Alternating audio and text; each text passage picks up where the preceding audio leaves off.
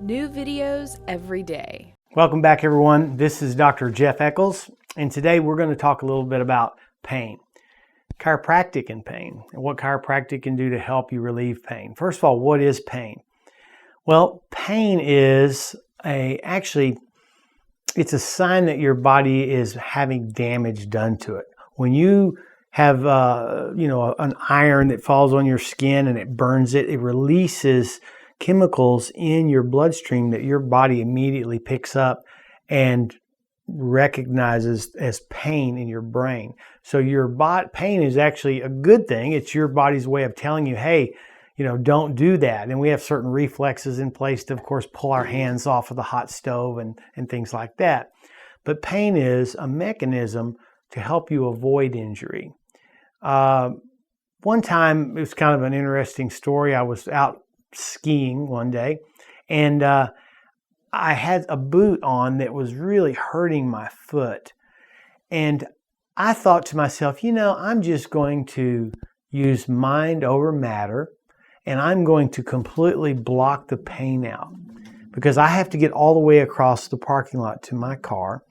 And even though this is really hurting, couldn't walk, didn't want to walk barefooted. So I just left the boot on and I continued to walk, and I kind of disassociated from the pain a little bit. Well, when I got to the car, I had actually worn a hole in my foot, a pretty bad hole as well. So at that point, I realized that, that was a good kind of a cool trick, disassociating myself from the pain, but the pain was having a vital function there. It was saying, hey, you idiot, don't do this. Stop. You are doing more damage. So how many of us are living with chronic pain, just kind of putting up with it, maybe taking painkillers and never really addressing the true problem? Because most pain medications don't really fix what's causing the problem. They just mask the symptom while leaving the cause there. This is not really a great idea for several reasons. One, since you didn't address what the problem was, the problem continues to get worse, even though you may not feel it because of the effects of the medication, or you may not feel it as much. The other problem is that you're going to suffer some sort of side effects from the medication.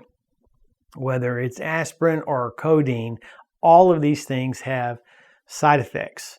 Over 100,000 people every year die from aspirin, for instance.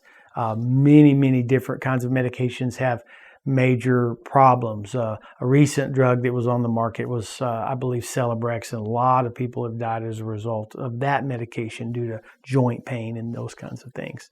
So it's always optimal to try to discover what's causing the pain and get it corrected rather than trying to mask the symptom with a drug that may have some harmful side effects.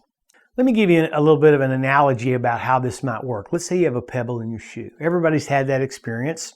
You have a pebble in your shoe, you're kind of walking around on it, it's starting to hurt a little bit. Maybe you're not at a place where you can just stop and take the pebble out, so you have to continue to walk on the pebble. Well, why does that hurt? Well, the reason it hurts is because the pebble is actually putting pressure on a nerve that's in your foot.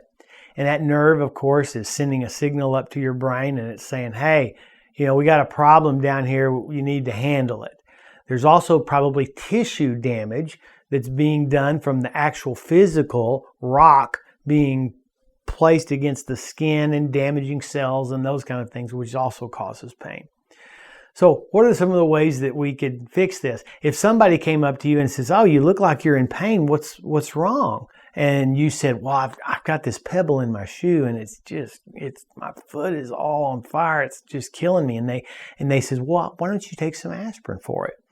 You would think that person was kind of an idiot, because everybody knows that really all you need to do is, take the pebble out of your shoe. But if we were to try to take the aspirin for the pebble in our shoe, it probably wouldn't do much good. And even if it did, as soon as the aspirin or the codeine or whatever other kind of drugs that we decide to take wore off, we would still be left with the pebble in the shoe, which would then go on to cause more problems. Now the foot's starting to get swollen, starting to get red, and somebody looks at your foot and they go, oh man, here, you need some anti-inflammatory medication because obviously your foot is very inflamed there. So we'll give you some anti-inflammatories and the pain medication that you're on, and maybe that will fix it. And possibly some of the inflammation may go down a little bit, but since you haven't removed the pebble from your shoe, of course, it's going to continue to get inflamed. And now you see people out there every day who are living on pain pills and anti-inflammatories on a continual and chronic basis without having any, permanent relief. They haven't resolved the issue. Now, if this continues to go on, there'll be so much damage there that, of course, the muscles might go into spasm around that area and the foot might get real tight. And you show that to somebody and they say, well, you should go get a massage for all those muscle spasms that are around in the foot, and maybe the massage will help. And of course, massage is a wonderful therapy, just as aspirin can be sometimes. But that is obviously not going to solve the problem either, because even if the foot starts to feel a little bit better from the massage, if you've left the pressure on the nerve, it's going to come back and it's going to feel, just as bad as it did originally. Even other therapies, as long as they're not addressing the cause, is not going to be effective. We could even do, say, surgery. Well, we're going to cut a hole in your foot so that the pebble will ride up in the foot and not touch any of the skin. As absurd as that is, a lot of surgeries are not so there to relieve the cause, but just the effect. So what would be the natural course, the obvious thing to do? It's to take the pebble out of your shoe. Once that happens, the body's going to quickly start to heal and start to repair itself and do better.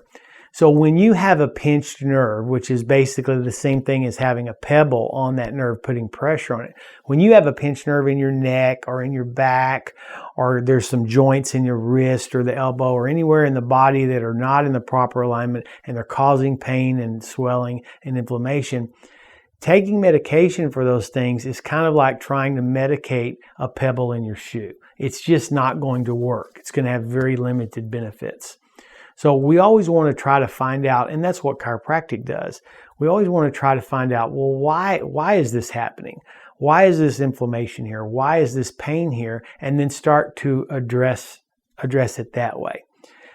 If you will use pain as an indicator, not necessarily as a problem that needs to be eliminated with a drug, but try to figure out what that pain is telling you, whether it's a visceral pain, like cramping in the stomach or burning in the stomach.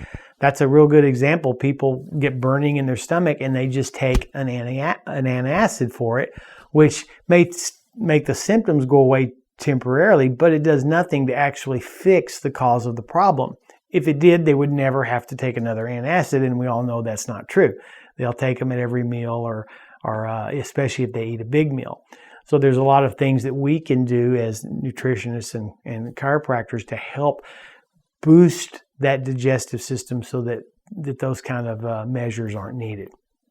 So use pain as an indicator of what's going on. Try to find out what the cause of the problem is and get it corrected. Then you're done with it and you're not chronically on different kinds of therapies that may not be addressing the problem.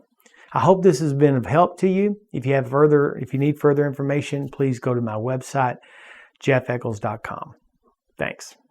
If you liked this video, we have hundreds of more alternative videos ranging from sexual health to psychology to mind control. So if you liked it, go ahead and click on me to enter the Psychetruth channel.